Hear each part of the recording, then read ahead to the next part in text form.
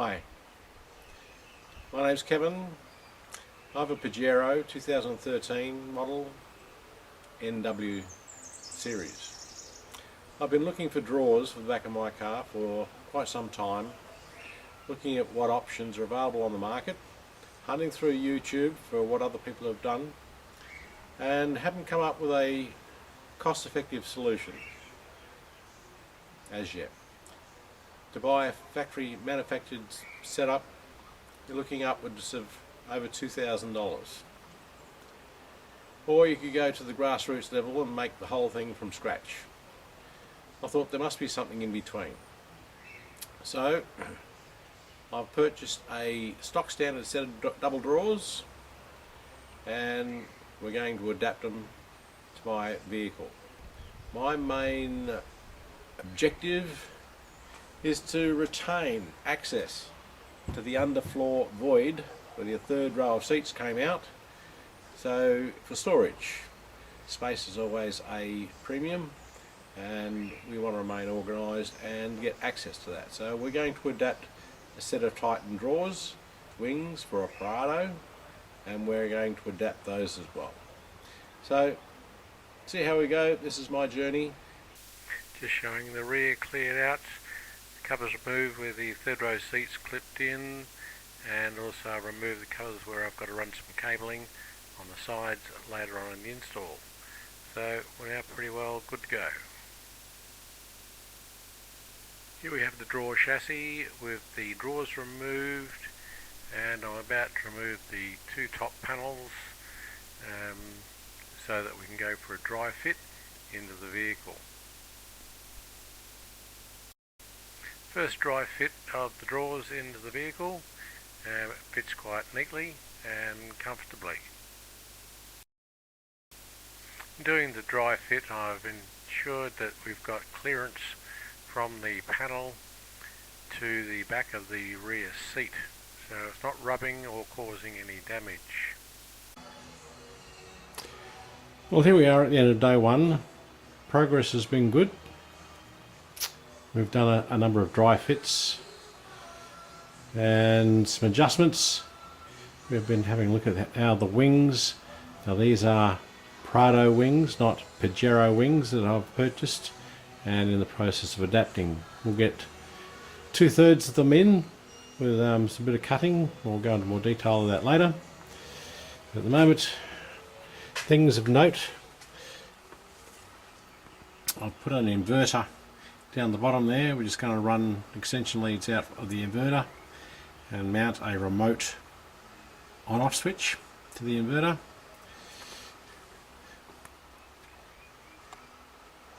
Bolts not tightened yet, but they're just standard UNC garden variety bolts, 5/16, 2-inch, going into the child seat restraint bolt holes, one on either side. Also, I've had to put a bit of packing material in here. Once we've taken the floor cover out, we've left a bit of a 12mm packer has been required to hold up this end of the drawer frame. The middle bar is only just sitting on the floor using the last set of available holes, and that's supporting the middle of the box quite adequately. That one is just dry fit at the moment, and over the other side we've got a bit of a gap there. As I say, these are Pajeros. It fits nicely. We'll lose access to our little hatch there, and also our drink bottle holder when the other panel goes in. All in all, it's coming together reasonably well. Okay, here's a bit of an update on the installation progress. The drawers are fitted in and secured. The tops are just sitting there at the moment, they still need to be bolted back down again. You can see the wing to the left hand side is fitted quite neatly. Not exactly, there's a bit of a hole there on the side. And this panel at the rear, I've had to trim along that area there just to get it to fit. A bit of a difference between the Pajero and the Pajero. Fridge slide is quite firm, works nicely. There we have the drawer and the fridge slide extended, and with a bit of a lean you can see down into the seat well. On the left hand side, what we're going to do for the right hand side is cut a section out, create a bit of a trapdoor for access to the right hand side. Insufficient room on the right hand side to fit the brackets and for the wings. Right hand wing, this panel will fit, that's set to be screwed in. Tie downs, we've got a stainless steel turnbuckle. I have attached a D plate and an 8mm stainless steel turnbuckle to the existing fixing point. These are all my wires for charging various laptops and phones and tablets whilst we're on the move. I have got a couple of cigarette lighter sockets down there which are live all the time for charging purposes. I've installed the inverter down the bottom, comes up to that power board for charging my laptop on the road. Another shot of the drawers with the right hand drawer removed and the right hand blocking panel installed. Now I've had to move the drawers forward one mounting hole, as you can see from down there. They're further forward than they were. The door was closing, but it was up hard against the drawers, so there would be some vibration, possibly abrasion between the door, the rear door and the drawers. So I've moved it forward one hole and we now have a small gap between the cargo door and the drawers, which gives me peace of mind that there's going to be no abrasion or rubbing on my car door. Here's a tip that will save you some frustration and a great deal of difficulty. The fitting of these stop blocks, they suggest you pulling the drawers 2/3 out and then fitting them, which is fine and dandy, but getting the bolts into the holes is quite a tricky operation. So what I have done, put the bolts in the hole so they're only just protruding through. The carpet holds the bolts in place. Then insert the drawers and align your blocks, and using a drill driver, the handiest tool, saves a lot of screwing.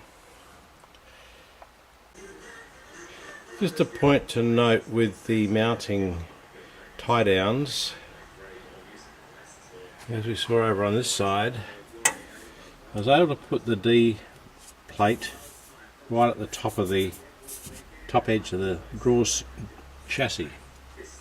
Over on this side I'm not able to do that because the top edge is actually the fridge slide, so I've had to lower it down lower.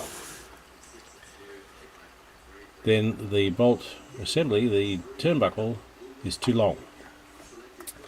I've actually connected it to the seat belt.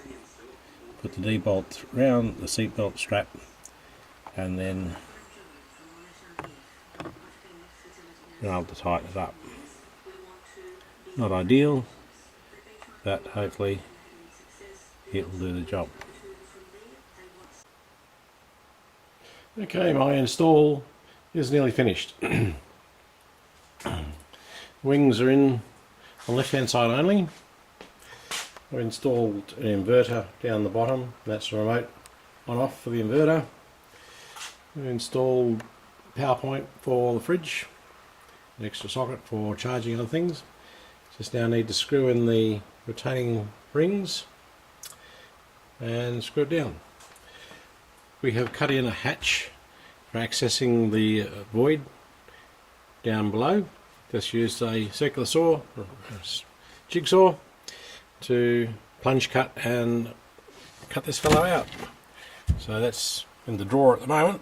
Extend the drawer and we'll get down into the void area. Okay, we now have the drawer extended, the hatch out, and you can now see we can easily get down into the void.